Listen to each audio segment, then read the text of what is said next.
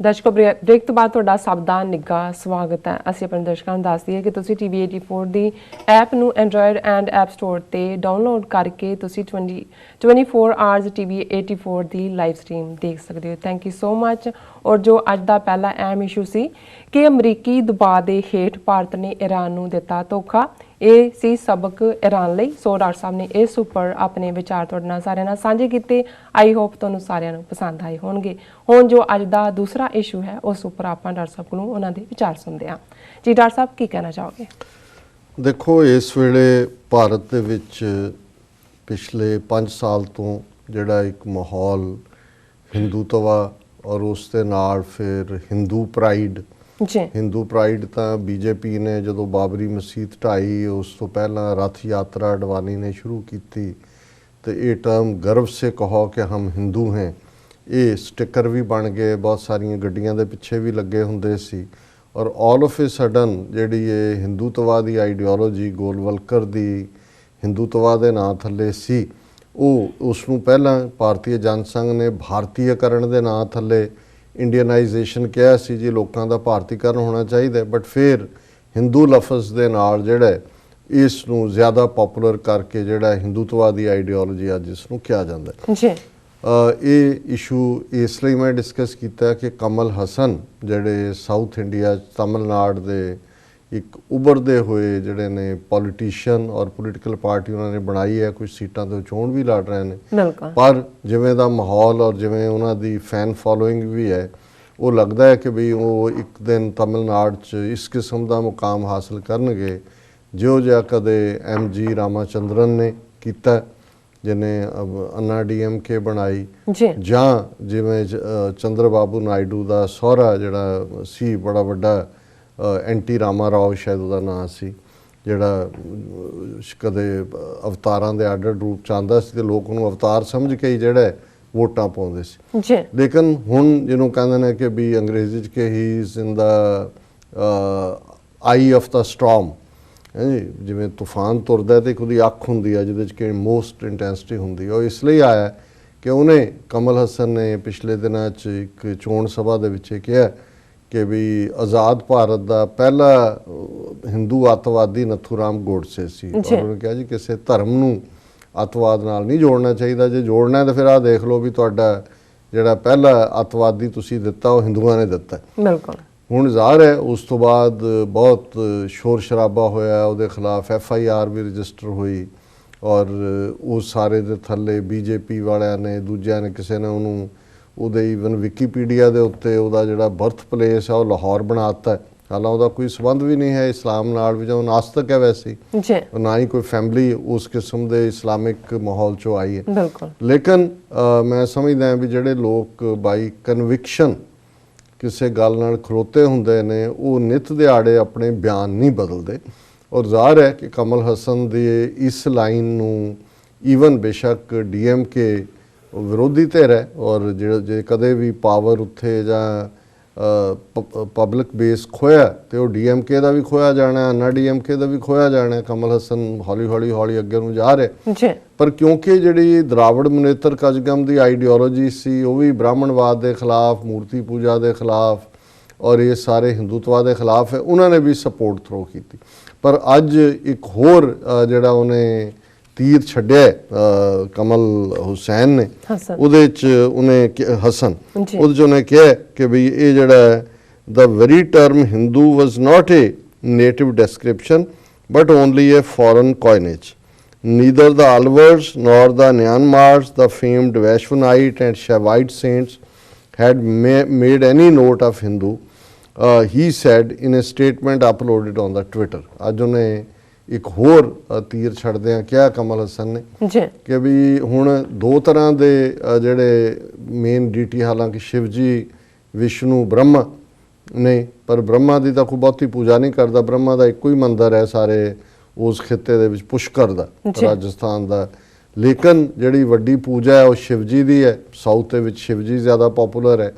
ਔਰ ਵਿਸ਼ਨੂੰ ਜਿਹੜੇ ਅਵਤਾਰ ਨੇ, ਰਾਮ ਕ੍ਰਿਸ਼ਨ, ਇਹ ਸਾਰੇ ਇਹ ਵਿਸ਼ਨੂੰ ਦੇ ਅਵਤਾਰ ਨੇ। ਹੁਣ ਕਮਲ ਹਸਨ ਇਹ ਕਹਿ ਰਿਹਾ ਕਿ ਵੀ ਹੁਣ ਜਿਹੜੇ ਵਿਸ਼ਨੂੰ ਨੂੰ ਮੰਨਣ ਵਾਲੇ ਨੇ ਉਹਨਾਂ ਨੂੰ ਸਾਊਥ ਤਮਿਲ ਜ਼ਬਾਨ 'ਚ ਅਲਵਰ ਕਹਿੰਦੇ ਨੇ ਔਰ ਜਿਹੜੇ ਉਹਨਾਂ ਦੇ ਨੇ ਦੂਸਰਿਆਂ ਦੇ ਨਾਇਨ ਮਾਰਸ ਨੇ ਅਲਵਰ ਵਿਸ਼ਨੂੰ ਦੇ ਪੁਜਾਰੀ ਨੇ, ਔਰ ਨਯਨ ਮਾਰ ਜਿਹੜੇ ਨੇ ਸ਼ਿਵ ਦੇ ਪੁਜਾਰੀ ਨੇ।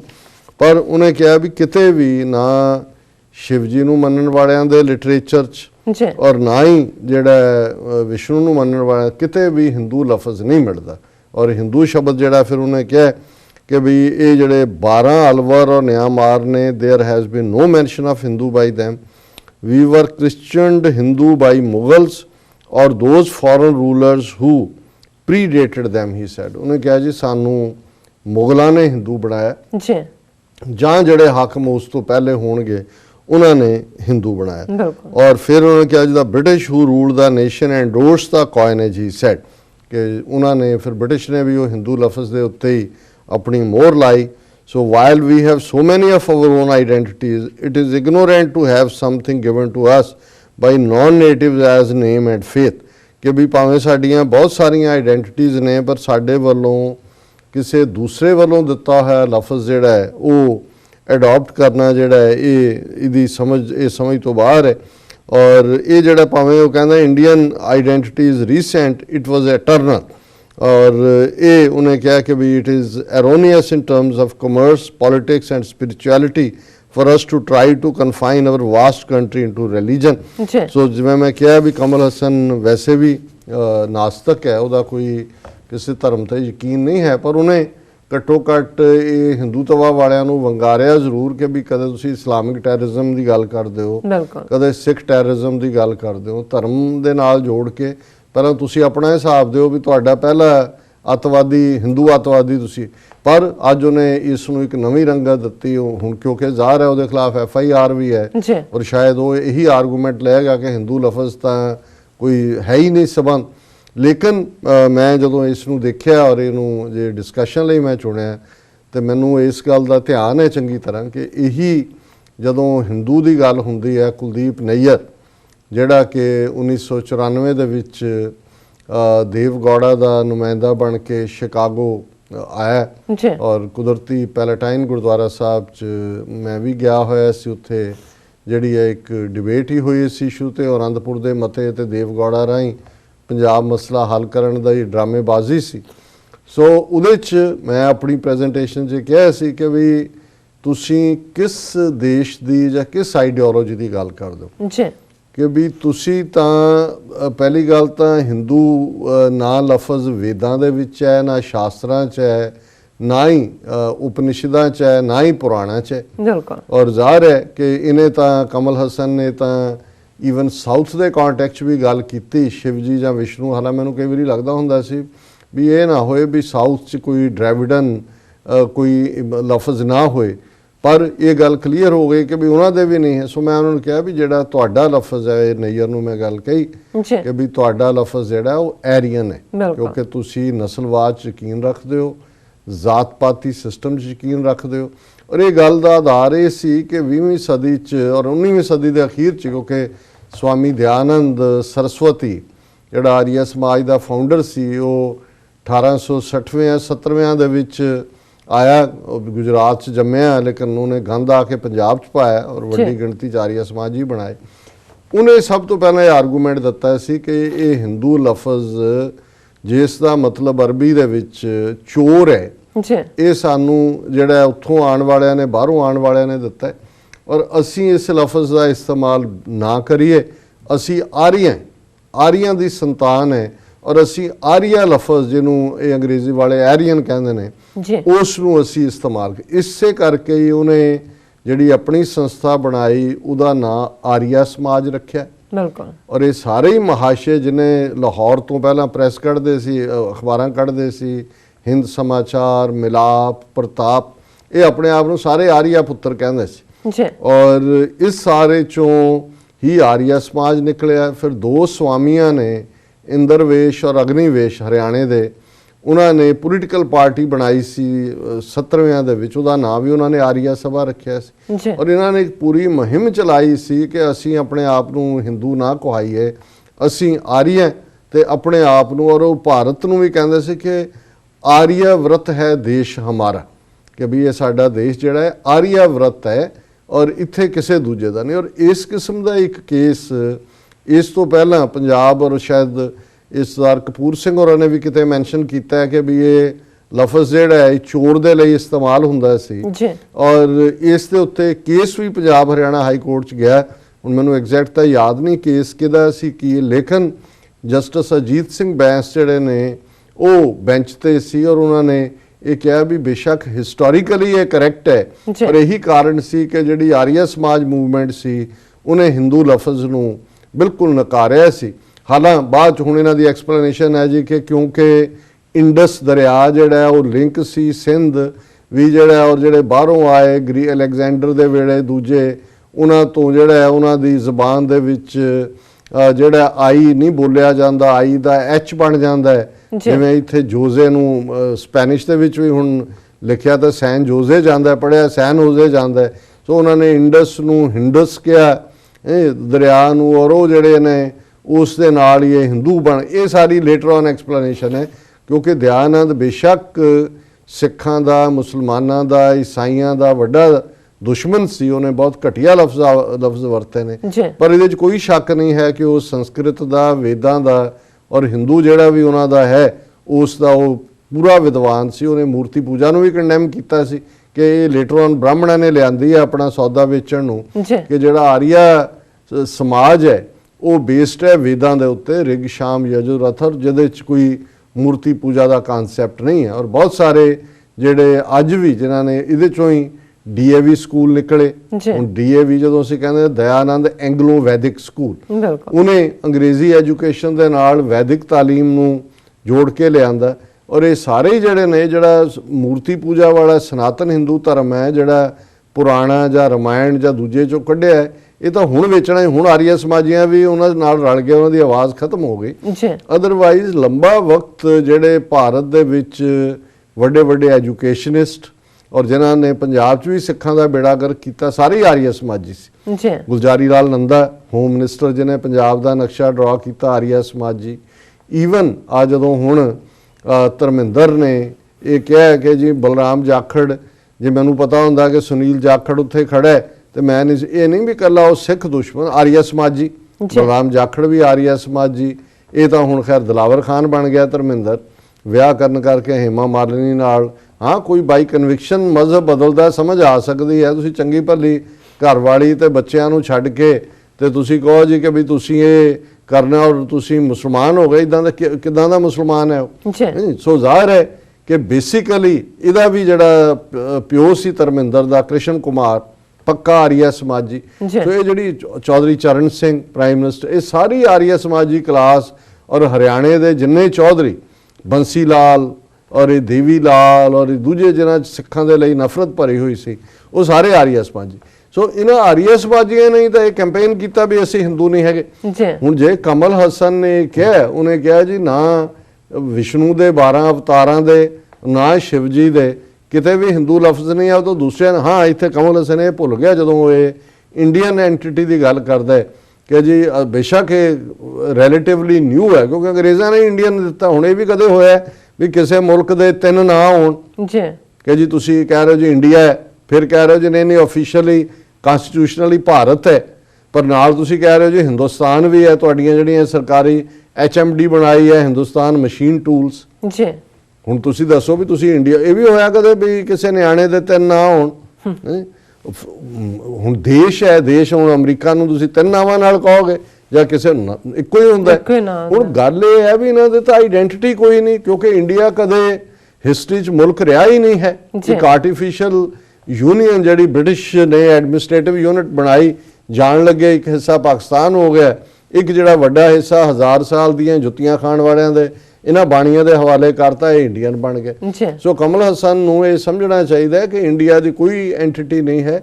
ਜੇ ਉਹਨੇ ਪੋਲਿਟਿਕਸ ਵੀ ਕਰਨੀ ਹੈ, ਚੰਗੀ ਗੱਲ ਹੈ ਜੇ ਬੰਦਾ ਕੋਈ ਇਮਾਨਦਾਰੀ ਨਾਲ ਕਰਦਾ ਹੈ, ਤੇ ਜਿਹਦੇ ਤੇ ਤੁਹਾਨੂੰ ਪ੍ਰਾਈਡ ਹੈ, ਤੁਹਾਡੀ ਸਿਵਲਾਈਜੇਸ਼ਨ ਹੈ, ਜਿਹੜਾ ਤੁਹਾਡਾ ਕਲਚਰ ਹੈ ਤਮਿਲ, ਔਰ ਤਮਿਲ ਦੇ ਵਿੱਚ ਤੁਹਾਡੀ ਡ੍ਰੈਵਿਡਨ ਸਿਵਲਾਈਜੇਸ਼ਨ ਹੈ, ਤੁਸੀਂ ਦਰਾਵੜ ਹੋ, ਤੁਹਾਡੀ ਆਪਣੀ ਲੈਂਗੁਏਜ ਜਿਹੜੀ ਦਰਾਵੜ ਜ਼ਬਾਨ ਜਿਹੜੀ ਹੈ ਤਮਿਲ ਜ਼ਬਾਨ, ਉਹ ਸੰਸਕ੍ਰਿਤ ਚੋਂ ਤਾਂ ਨਹੀਂ ਨਿਕਲੀ ਹੋਈ, ਇਹਨਾਂ ਦੇ ਆਉਣ ਤੋਂ ਬਹੁਤ ਪਹਿਲਾਂ ਤੁਸੀਂ ਡਿਵੈਲਪ ਕੀਤਾ ਸੀ। ਤੁਹਾਡਾ ਜਿਹੜਾ ਉਹ ਸਾਰਾ ਸਿਸਟਮ ਇਹਨਾਂ ਤੋਂ ਬਿਲਕੁਲ ਵੱਖਰਾ ਹੈ। ਸੋ ਜਿਹੜੀ ਅਸਲ ਗੱਲ ਫਿਊਚਰ ਦੀ, ਔਰ ਜਿਹੜੇ ਵੀ ਉੱਥੇ ਕੋਈ ਪੋਲੀਟੀਸ਼ੀਅਨਸ ਵੀ ਅੱਡ-ਅੱਡ ਖਿੱਤਿਆਂ 'ਚ ਆਉਣਾ ਚਾਹੁੰਦੇ ਨੇ, ਉਹ ਇਹ ਸਮਝ ਲੈਣ। ਐਵੇਂ ਨਹੀਂ ਟਾਈਮ ਮੈਗਜ਼ੀਨ ਨੇ ਕਿਹਾ ਮੋਦੀ ਦਾ ਮੋਦੀ ਦਾ ਡਿਵਾਈਡਰ ਇਨ ਚੀਫ। ਜੀ ਉਹਨਾਂ ਨੂੰ ਇਹ ਪਤਾ ਹੈ ਕਿ ਵੀ ਜਿਵੇਂ ਗੋਰਬਾਚੋਫ ਨੇ ਫਾਈਨਲੀ ਜਿਹੜਾ ਉਸ ਦੇ ਵੇਲੇ ਸੋਵੀਅਤ ਯੂਨੀਅਨ 15 ਹਿੱਸਿਆਂ 'ਚ ਟੁੱਟਿਆ, ਇੰਡੀਆ ਜਿਹੜਾ ਇਹ ਟੁੱਟਣ ਜਾ ਰਿਹਾ, ਔਰ ਉਸ ਦੇ ਲਈ ਜਿਹੜੀ ਐਕਸਲਰੇਸ਼ਨ ਦੀ ਪ੍ਰੋਸੈਸ ਹੈ, ਜਾਂ ਜਿਹਨੂੰ ਪ੍ਰੈਸੀਪੀਟੇਸ਼ਨ ਕਹਿੰਦੇ ਨੇ ਕੈਮਿਸਟਰੀ ਦੀ ਜ਼ੁਬਾਨ 'ਚ, ਜਿਹੜਾ ਪ੍ਰੈਸੀਪੀਟੇਟ ਕੀਤਾ ਉਹ ਮੋਦੀ ਨੇ ਕੀਤਾ। ਐਵੇਂ ਥੋੜੀ ਉਹਨਾਂ ਨੇ ਉਹਨੂੰ ਜਿਹੜਾ ਡਿਵਾਈਡਰ ਇਨ ਚੀਫ ਬਣਾਤਾ ਕਿ ਵੀ ਇਹ ਸਭ ਤੋਂ ਵੱਡਾ ਪਾਰਟ ਹੈ। ਸੋ ਅਸੀਂ ਸਮਝਦੇ ਹਾਂ ਵੀ ਆਉਣ ਵਾਲੇ ਉਹ ਇੱਕ ਬੜਾ ਸਗੀਰ ਸਬ ਕੰਟੀਨੈਂਟ, ਅੱਡ-ਅੱਡ ਬੋਲੀਆਂ, ਅੱਡ-ਅੱਡ ਲੋਕ, ਮਲਟੀਨੈਸ਼ਨਲ ਸਬ ਕੰਟੀਨੈਂਟ ਜਿੱਥੇ ਅੱਡ-ਅੱਡ ਨੇਸ਼ਨ ਨੇ। ਇੱਕ ਪਾਸੇ ਨਾਰਥ ਈਸਟ ਦੇ ਕਬੀਲੇ ਨੇ ਜਿਨ੍ਹਾਂ ਨੇ ਅੰਗਰੇਜ਼ਾਂ ਦੀ ਵੀ ਨਹੀਂ ਸੀ ਗੁਲਾਮੀ ਕਬੂਲੀ, ਨਾਗੇ ਹੋਣ, ਮਨੀਪੁਰੀਏ ਹੋਣ। ਇੱਕ ਪਾਸੇ ਤਮਿਲ ਜਿਹੜੀ ਡ੍ਰੈਵਿਡਨ, ਇਹਨਾਂ ਦੀ ਆਪਣੀ ਸਿਵਲਾਈਜੇਸ਼ਨ ਹੈ। ਜਿਹੜਾ ਮਾਲਾਬਾਰ ਦਾ ਵੱਡਾ ਹਿੱਸਾ ਸੀ ਜਿਹਨੂੰ ਕੇਰਲਾ ਬਣਾਇਆ, ਉਹਨਾਂ ਦੀ ਆਪਣੀ ਜ਼ਬਾਨ, ਉਹਨਾਂ ਦੀ ਕਿਹੜੀ ਚੀਜ਼ ਦੀ ਸਾਂਝ ਹੈ। ਔਰ ਇਧਰ ਅਸੀਂ ਸਿੱਖ ਸਿਵਲਾਈਜੇਸ਼ਨ ਦੀ ਦਰਿਆਏ ਜਮਨਾ ਤੋਂ ਵਾਘਾ ਤੱਕ ਗੱਲ ਕਰਦੇ ਹਾਂ। ਸਾਡਾ ਗੰਗਾ ਜਮਨੀ ਤਹਿਜ਼ੀਬ ਦੇ ਨਾਲ ਕੀ ਰਿਸ਼ਤਾ ਹੈ ਜੀ? ਕਿਉਂਕਿ ਅਸੀਂ ਨਾ ਇਹਨਾਂ ਦੇ ਨਾਲ ਸਾਡਾ ਕੋਈ ਕਲਚਰ ਦਾ ਸਾਂਝ, ਨਾ ਬੋਲੀ ਦੀ ਸਾਂਝ, ਨਾ ਇਤਿਹਾਸ। ਹਾਂ, ਸਾਡੀ ਸਾਂਝ ਲਹਿੰਦੇ ਪੰਜਾਬ ਔਰ ਦੂਸਰੇ ਖਿੱਤੇ ਦੇ ਨਾਲ ਜਾ ਕੇ ਰਲਦੀ ਹੈ। ਇੱਕੋ ਬੋਲੀ, ਇੱਕੋ ਤਹਿਜ਼ੀਬ, ਇੱਕੋ ਜਿਹਾ ਪਾਰਟ। ਔਰ ਇਹ ਜਿਹੜਾ ਸਾਰਾ, ਈਵਨ ਪ੍ਰੋਫੈਸਰ ਮੋਹਨ ਸਿੰਘ ਵਰਗਾ ਪੰਜਾਬੀ ਸ਼ਾਇਰ ਜਿਹੜਾ ਜ਼ਾਹਰ ਹੈ ਪ੍ਰੋਗਰੈਸਿਵ ਲਾਈਨ ਵਾਲੇ ਲੈਫਟਿਸਟ ਕੈਟਾਗਰੀ 'ਚ ਆਉਂਦੇ ਸੀ, ਤੇ ਉਹਦੇ 'ਚ ਉਹ ਇੱਕ ਨਜ਼ਮ ਲਿਖਦਾ ਹੈ ਕਿ ਮੇਰੇ ਫੁੱਲ ਝਨਾਹ ਵਿੱਚ ਪਾਣੇ, ਗੰਗਾ ਬਾਹਮਣੀ ਕੀ ਜਾਣੇ, ਇਸ਼ਕ ਦੀ ਕੀਮਤ, ਇਸ ਕਿਸਮ ਦੀ ਲਾਈਨ ਹੈ। ਹੁਣ ਝਨਾਹ ਜਿਹੜਾ ਕਿ ਸੋਹਣੀ ਮਹੀਵਾਲ ਨਾਲ ਜੁੜਿਆ ਹੋਇਆ ਹੈ, ਜਿਹੜਾ ਉਸ ਪਿਆਰ ਦਾ, ਇਸ਼ਕ ਦਾ, ਕਿਉਂਕਿ ਇਹ ਉਹਨਾਂ ਦਾ, ਮੋਹਨ ਸਿੰਘ ਦੇ ਕਹਿਣ ਦਾ ਮਤਲਬ ਹੈ ਕਿ ਸਾਡੀ ਜਿਹੜੀ ਇਹ ਦਰਿਆਵਾਂ ਦੀ ਧਰਤੀ ਹੈ, 5 ਦਰਿਆਵਾਂ ਦੀ, ਜਾਂ ਸਾਡਾ ਖਿੱਤਾ ਹੈ, ਇਹ ਇਸ਼ਕ ਵਾਲਿਆਂ ਦਾ ਹੈ। ਔਰ ਇਹ ਜਿਹੜਾ ਇਸ਼ਕ ਦੇ ਲਈ ਹੀ ਮੈਂ ਹਾਂ। ਔਰ ਮੈਂ ਜਦੋਂ ਫੁੱਲ ਜਿਹੜੇ ਨੇ ਅਸਥੀਆਂ ਨੂੰ ਕਹਿੰਦੇ ਨੇ, ਜ਼ਾਹਰ ਹੈ ਸਾਡੇ ਲਹਿੰਦੇ ਪੰਜਾਬ ਵਾਲੇ ਸ਼ਾਇਦ ਇਸ ਟਰਮ ਨੂੰ ਨਾ ਸਮਝਣ ਕਿ ਵੀ ਫੁੱਲ ਝਨਾਹ ਵਿੱਚ ਪਾਣੇ ਕੀ ਹੈ, ਕਿਉਂਕਿ ਜਦੋਂ ਕ੍ਰੀਮੇਟ ਕੀਤਾ ਜਾਂਦਾ ਹੈ ਜਾਂ ਬਰਨ ਕੀਤਾ ਜਾਂਦਾ ਹੈ ਤੇ ਫਿਰ ਥੋੜ੍ਹੀਆਂ ਜਿਹੀਆਂ ਹੱਡੀਆਂ ਜਿਹੜੀਆਂ ਰਹਿ ਜਾਂਦੀਆਂ ਨੇ, ਉਹਨਾਂ ਨੂੰ ਜਿਹੜੇ ਹਿੰਦੂ ਨੇ ਉਹ ਲਿਜਾ ਕੇ ਗੰਗਾ ਦੇ ਵਿੱਚ ਪਾਉਂਦੇ ਸੀ ਕਿ ਜੀ ਗੰਗਾ ਜਿਹੜੀ ਹੈ ਉਹ ਸਾਰੇ ਪਾਪ ਧੋ ਦਿੰਦੀ ਹੈ ਔਰ ਉਹਦੇ ਨਾਲ ਬੰਦਾ ਜਿਹੜਾ ਮੁਕਤ ਹੋ ਗਿਆ। ਸੋ ਸਿੱਖ ਉਹਨੂੰ ਨਹੀਂ ਮੰਨਦੇ ਉਸ ਪਰੰਪਰਾ ਨੂੰ। ਹਾਲਾਂਕਿ ਸਿੱਖੀ ਦੇ ਮੁਤਾਬਕ ਤਾਂ ਜਿੱਥੇ ਵੀ ਤੁਸੀਂ ਕ੍ਰੀਮੇਟ ਕੀਤਾ ਹੈ, ਜਿਹੜੀਆਂ ਵੀ ਐਸ਼ਿਜ਼ ਬਚੀਆਂ ਨੇ, ਉਹਨੂੰ ਤੁਸੀਂ ਕਿਸੇ ਵੀ ਵਗਦੇ ਪਾਣੀ ਦੇ ਵਿੱਚ ਜਾਂ ਜ਼ਮੀਨ 'ਚ ਟੋਆ ਪੁੱਟ ਕੇ ਸੁੱਟ ਦਿਓ। ਪਰ ਮੋਹਨ ਸਿੰਘ ਇਸ ਗੱਲ ਨੂੰ ਯਕੀਨੀ ਬਣਾਉਂਦਾ ਹੈ ਕਿ ਵੀ ਮੇਰੀ ਕਿਤੇ ਹੱਡੀਆਂ ਲੈ ਕੇ ਗੰਗਾ ਨੂੰ ਨਾ ਚਲੇ ਜਾਇਓ। ਉਹ ਬਾਹਮਣੀ, ਉਹ ਇੱਕ ਕਰਮ ਕਾਂਡ ਨਾਲ ਜੁੜਿਆ ਹੋਇਆ ਉਹਨਾਂ ਦੀ ਤਹਿਜ਼ੀਬ ਹੈ। ਮੇਰੇ ਫੁੱਲ ਝਨਾਹ ਵਿੱਚ ਪਾਣੇ, ਕਿ ਝਨਾਹ ਜਿਹੜੀ ਆਸ਼ਕਾਂ ਦੇ ਨਾਲ ਜੁੜਿਆ ਹੋਇਆ ਪਿਆਰ ਦਾ, ਇਹ ਸਾਡੇ ਖਿੱਤੇ ਦਾ ਔਰ ਪੰਜਾਬ ਦਾ ਜਿਹੜਾ ਰੀਅਲ ਤਹਿਜ਼ੀਬ ਹੈ, ਉਹ ਪਾਰਟ ਹੈ। ਸੋ ਅਸੀਂ ਸਮਝਦੇ ਹਾਂ ਵੀ ਕਮਲ ਹਸਨ ਨੇ ਅੱਧਾ ਸੱਚ ਬੋਲਿਆ। ਹਿੰਦੂ ਬਾਰੇ ਬਿਲਕੁਲ ਠੀਕ ਗੱਲ ਹੈ, ਪਰ ਇੰਡੀਅਨ ਆਈਡੈਂਟੀਟੀ ਐਟਰਨਲ ਨਹੀਂ ਹੈ, ਇਹ ਬੜੀ ਥੋੜ ਚਿਰੀ ਹੈ। ਔਰ ਬਹੁਤ ਜਲਦੀ ਜਿਹੜਾ ਇਹ ਲਫ਼ਜ਼ ਵੀ ਡਿਕਸ਼ਨਰੀ ਦਾ ਹਿੱਸਾ ਬਣ ਜਾਏਗਾ, ਜਾਂ ਉਹ ਜਿਹੜੀ ਕੁਝ ਲਫ਼ਜ਼ ਆਬਸੋਲੀਟ ਹੁੰਦੇ ਨੇ ਕਿ ਜੀ ਕਦੇ ਇਸਤੇਮਾਲ ਹੁੰਦੇ ਸੀ ਤੇ ਫਿਰ ਇਸਤੇਮਾਲ ਹੋਣੋਂ ਹਟ ਜਾਂਦੇ। ਜੀ ਡਾਕਟਰ ਸਾਹਿਬ, ਤੁਹਾਡਾ ਬਹੁਤ ਬਹੁਤ ਸ਼ੁਕਰੀਆ। ਇੱਥੇ ਲੈਣੇ ਬ੍ਰੇਕ ਤੋਂ ਪਹਿਲਾਂ ਅਸੀਂ ਆਪਣੇ ਦਰਸ਼ਕਾਂ ਤੇ ਸਰੋਤਿਆਂ ਦਾ ਬਹੁਤ ਬਹੁਤ ਸ਼ੁਕਰੀਆ ਅਦਾ ਕਰਦੇ ਹਾਂ ਜਿਹੜੇ ਪਿਛਲੇ 6 ਸਾਲਾਂ ਤੋਂ TV 84 ਦੀ ਮਾਈਕ ਸਹਾਇਤਾ ਕਰ ਰਹੇ ਨੇ, ਔਰ ਜੋ ਨਹੀਂ ਕਰ ਰਹੇ ਅਸੀਂ ਉਹਨਾਂ ਨੂੰ ਅਪੀਲ ਤੇ ਬੇਨਤੀ ਕਰਦੇ ਹਾਂ ਕਿ ਤੁਸੀਂ TV 84 ਦੀ ਵੱਧ ਤੋਂ ਵੱਧ ਮਾਈਕ ਸਹਾਇਤਾ ਕਰੋ। ਤੁਸੀਂ ਆਪਣੀ ਮਾਈਕ ਸਹਾਇਤਾ ਸਾਡੀ ਵੈਬਸਾਈਟ tv84.tv ਤੇ ਜਾ ਕੇ ਪੇਪਲ ਦੀ ਵਰਤੋਂ ਕਰਕੇ ਵਨ ਟਾਈਮ ਡੋਨੇਟ ਕਰ ਸਕਦੇ ਹੋ, ਮੰਥਲੀ ਡੋਨੇਟ ਵੀ ਕਰ ਸਕਦੇ ਹੋ। ਤੁਸੀਂ TV 84 ਦੇ ਨਾਮ ਤੇ ਚੈੱਕ ਬਣਾ ਕੇ ਸਾਨੂੰ ਮੇਲ ਵੀ ਕਰ ਸਕਦੇ ਹੋ ਸਾਡੇ ਇਸ ਪਤੇ ਤੇ 36-01 37th ਐਵਨਿਊ, ਲੌਂਗ ਆਈਲੈਂਡ ਸਿਟੀ, ਨਿਊਯਾਰਕ 11101 USA, ਜਾਂ ਫਿਰ ਤੁਸੀਂ ਸਾਨੂੰ ਫੋਨ ਰਾਹੀਂ ਵੀ ਸੰਪਰਕ ਕਰ ਸਕਦੇ ਹੋ ਸਾਡੇ ਫੋਨ ਨੰਬਰ ਤੇ 5164060694। Thank you so much viewers. ਤੁਸੀਂ ਕਿਤੇ ਨਹੀਂ ਜਾਣਾ, ਮਿਲਦੇ ਹਾਂ ਛੋਟੇ ਜਿਹੇ ਹਫ਼ਤੇ ਤੋਂ ਬਾਅਦ।